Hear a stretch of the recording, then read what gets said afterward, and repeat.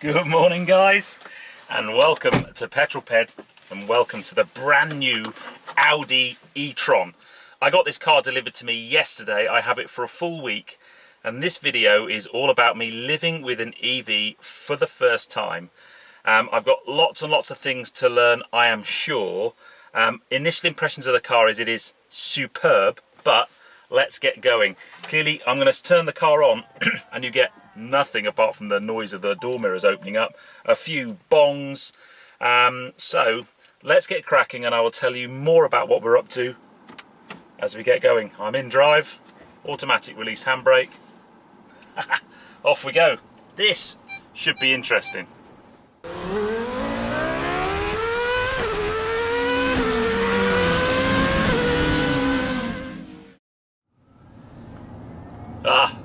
The sound of silence. So first on my list of things to do this week is I am off to Bournemouth for a studio film shoot, and I thought you'd like to come along. When the car was delivered to me yesterday, it had about 80% of battery charge, and I put it on the charger overnight, but only plugged into the 3-pin mains because that's all I have at home. And that charging, as we will talk about no doubt more through this video, isn't particularly quick. If you've got an empty battery, to fully charge the battery, I believe takes something like 35 hours. So it's not a type of charging that most people would do. If you bought one of these, you would have a home charger installed, and then you can charge the battery fully in about 5 hours overnight when the electricity is cheapest and the national grid's at its lowest drain rate and so on. So I have charged it overnight. It now has 100% of battery and I have a range showing of 211 miles, which is fine because my journey today is 66 miles. So I should have plenty of electric to get me there and to get me back. Another thing to mention about this car, it is an Audi after all, so it has Audi's Drive Select system. So I've got a number of different drive modes that I can put the car into: efficiency, comfort, auto, dynamic and individual. Now, when I was just having a quick play with the car yesterday when it was delivered, I clearly put it into dynamic mode to see just how quick it was, and it's fast. That will be coming later on in this video or in my full review. But I think today, because I've got a longer journey, I'm going to put it in a slightly more efficient mode, and I am going to put it into auto, I think. Because what auto does is it basically chooses the correct mode for, for the type of driving you're doing. So I'm going to put it in auto, and hopefully that will sort everything out.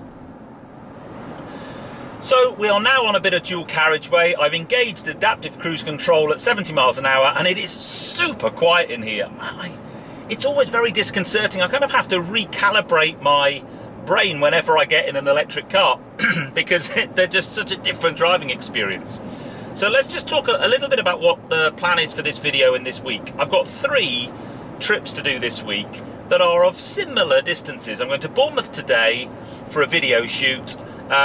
Wednesday I'm going to Woking for a car launch, hopefully, and then Thursday I'm going to Oxford for a car launch. As soon as you're up to speed in one of these things, apart from the eerie quietness and all you hear is a bit of wind noise and a bit of road noise, which I must comment, by the way, are really, really good. There's not a great deal of road noise on this at all, and then you just get a background whine of the electric motor. But other than that, I could be sat in any Audi. Well, this journey isn't going very well because the A27 and M27 have decided to be a nightmare. Look, yeah, my ETA is eking out. How can it take over 2 hours to do 66 miles? Come on, this is ridiculous. Well, the traffic jam has opened up a little bit, so I am making progress. One thing to note though, by the way, these Oakley sunglasses are polarised. The lenses are polarised, and that means I can't actually see the head-up display unless I do this. Ta-da! More traffic. Oh, this is dull. It's going to take me over 2 hours to have done 66 miles. Welcome to the UK. Too many cars, not enough roads. So I've arrived in Bournemouth. pretty painful journey. I have now only 128 miles of range, having done 66 miles. So I've used more range than miles, interestingly, but I've got enough to get back home, which is good. But time for me to do my day job. Today I am filming a training video for BT. It's a full studio shoot. I'm going to take a camera to kind of show you behind the scenes, but not very much footage. And then we will make our way back to Chichester. But now I need to go on earn some pennies and do my day job. So welcome to a professional studio shoot. I am a BT installer today, so there is my van, but you spin round, we've got some proper kit today. We've got a full camera with auto cue, got a whole production team over there just sorting out everything. Hopefully we're going to get some shots of me in action a bit later on. Yeah, but this is kind of what I do as a day job. But I always love coming into a full studio. A lot of pressure, we've got the client here. We've got just a day of studio time to get the video done. Should be good. But, hi guys, so basically we're behind the scenes here. But yeah, the back bumper, and I'm not actually filming. a darker area down. It's actually his camera. I need to start using auto-cue.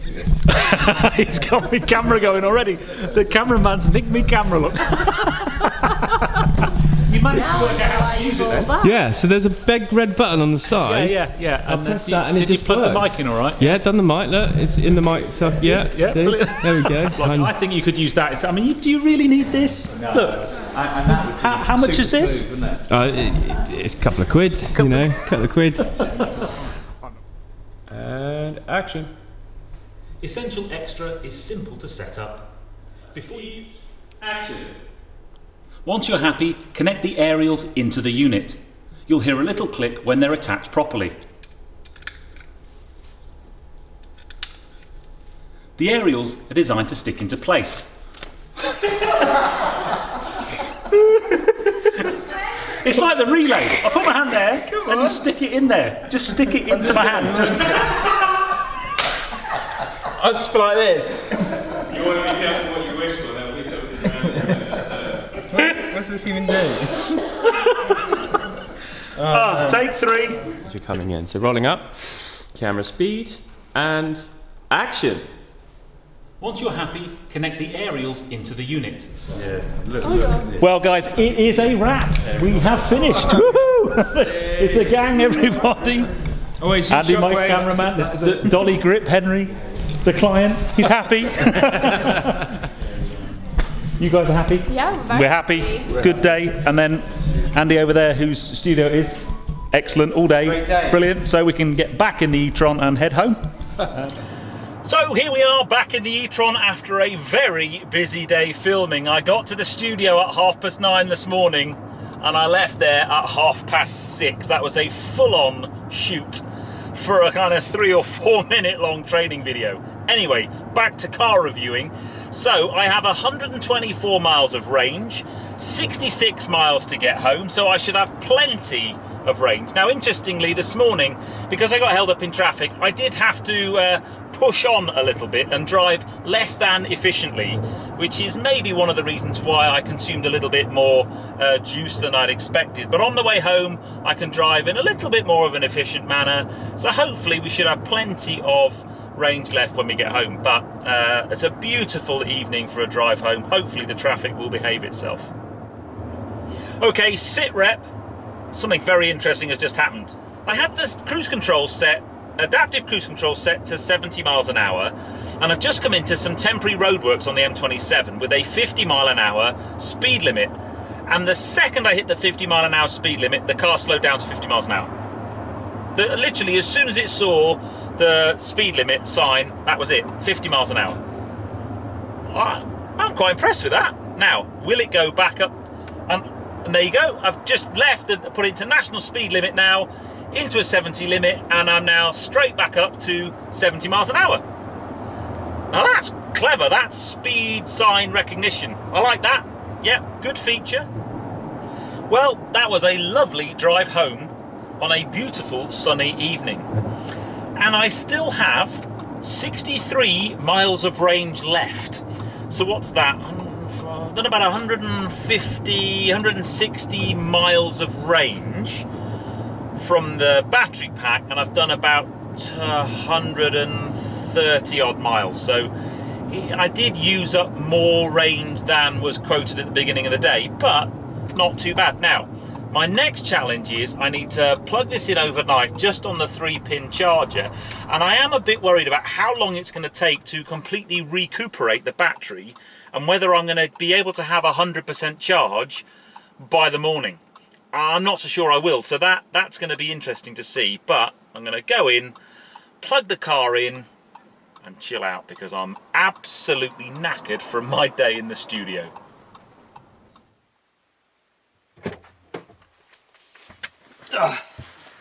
Good morning, people.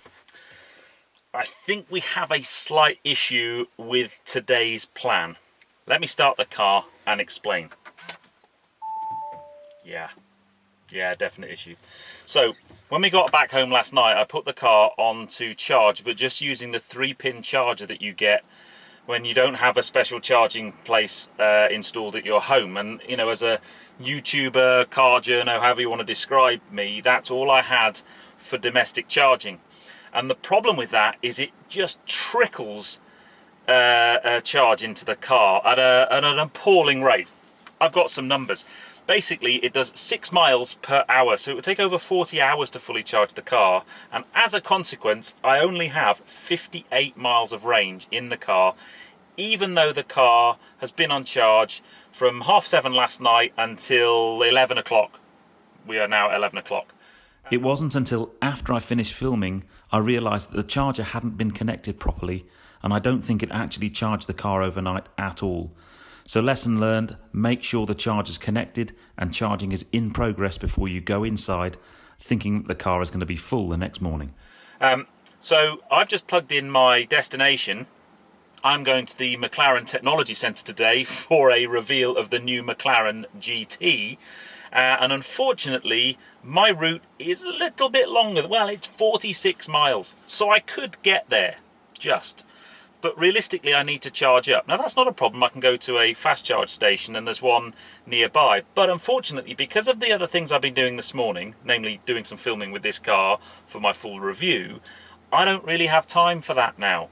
As it is my ETA, I've probably only got about 15, maybe 20 minutes extra for my ETA. So this is a really interesting point for me. If you don't plan with an EV, you are stuffed, basically. Now, as a normal, if I bought one of these, I would get a charging point put in my house, and there are a couple of options. I've got a 3.7 kilowatt and a 7 kilowatt option. The 7 kilowatt one is the recommended one, and that is 3 times faster than a 3-pin charger, so I could get 18 miles per hour of charge, which would be far, far better. Now, if I go to a public charging station, they're either 50 kilowatt or 150 kilowatt, and they will clearly charge the car much, much quicker. So the 3-pin one really isn't, it's there, but it's not really there as an option if you actually owned one of these. But this is why I wanted to live with an EV. I thought I would probably get enough charge overnight to be able to use the car today, and I don't. If I'd have planned a little bit ahead, if I'd have left an hour early to get to Woking, and Woking is only 46 miles away, but at 58 miles of range, I just don't want to risk it. I certainly don't want the range anxiety. So I'm going to jump in my S4 and drive in my S4, leave this on charge, and I'll come back to you after I've been to McLaren, because I'm going to have a very cool day at McLaren, and then what we'll do is we'll take this car to a charge station and we'll put some juice in it. But I can't use this car today for what I wanted to because I didn't plan ahead. Plan ahead with an EV, you are fine. If you don't plan ahead, it's not like you can just splash and dash at a petrol station. It takes time to put electricity in these cars.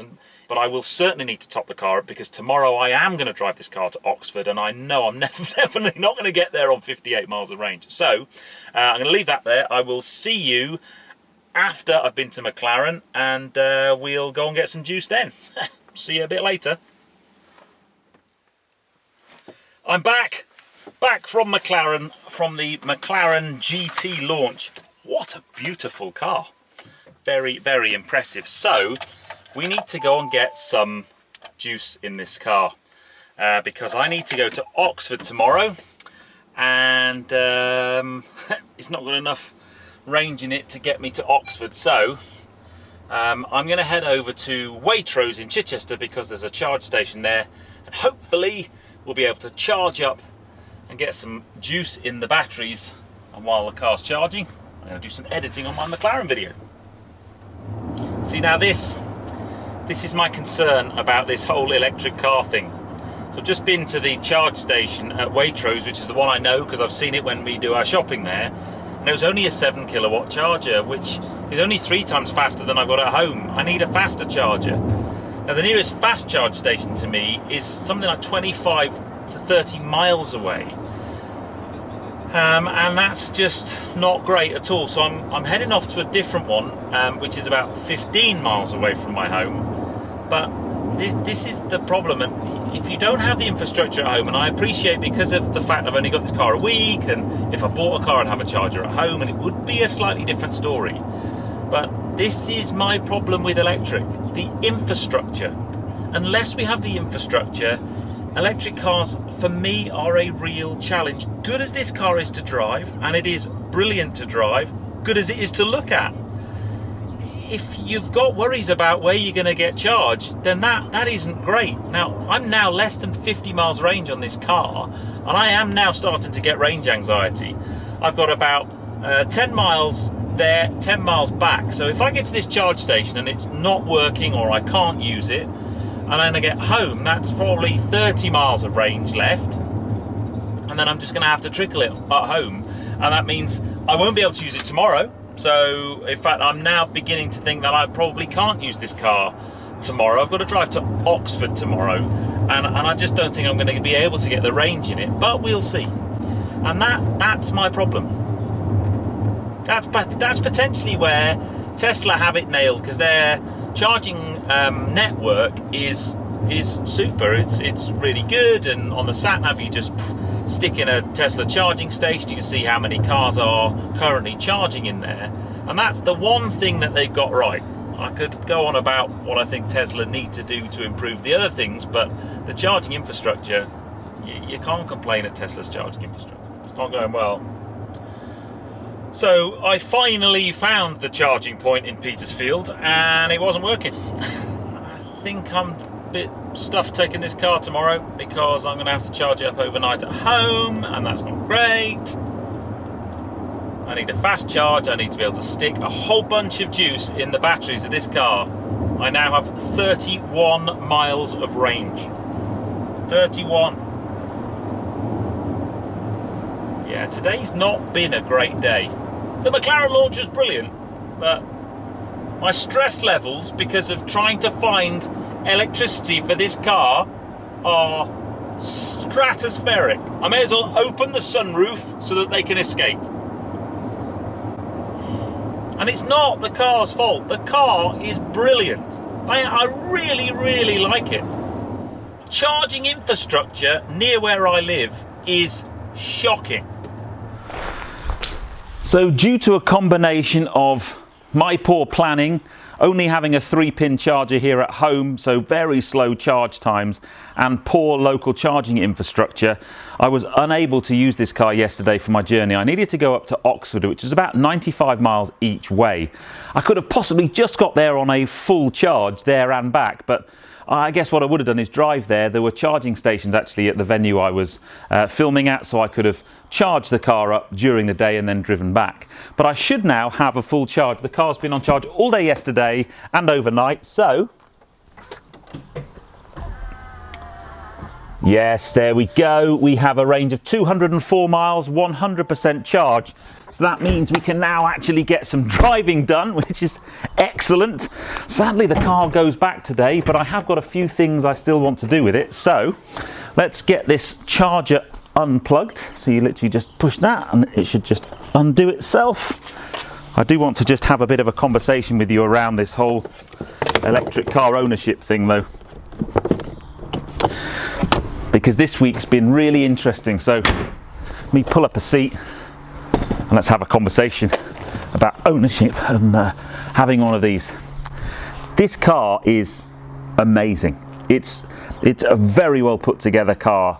It's so Audi in feel and look. The technology's great. It feels great to drive. So I've got absolutely no complaints about the car. However, this week and this living with video has not gone to plan, but in a way, I think that's quite a good thing.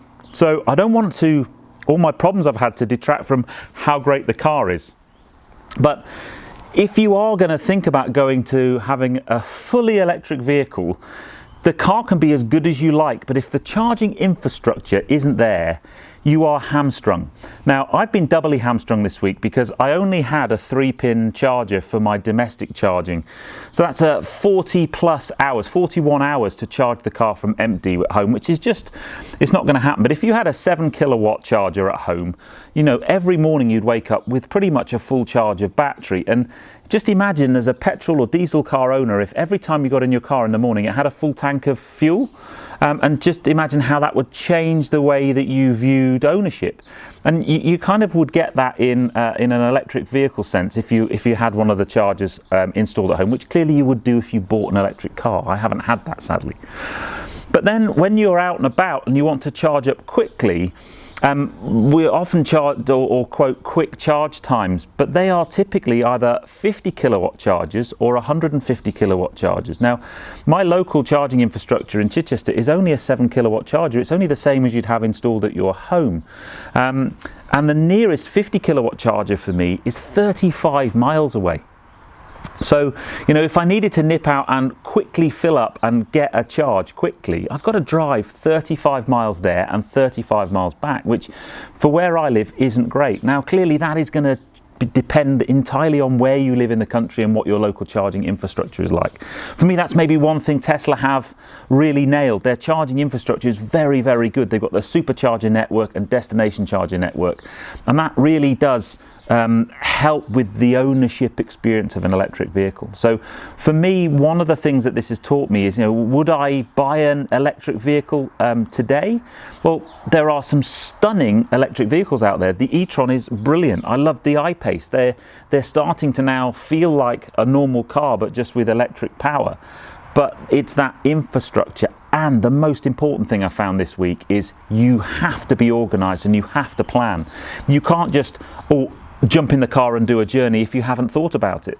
You know, if it exceeds the range and you don't have very much time, going to Woking to McLaren was a really great example. I could have planned in a charge stop on the way, but that would have been maybe 45 minutes to an hour. And by the time I had to leave, I didn't have that time before I got to the venue, which meant I couldn't take an electric car.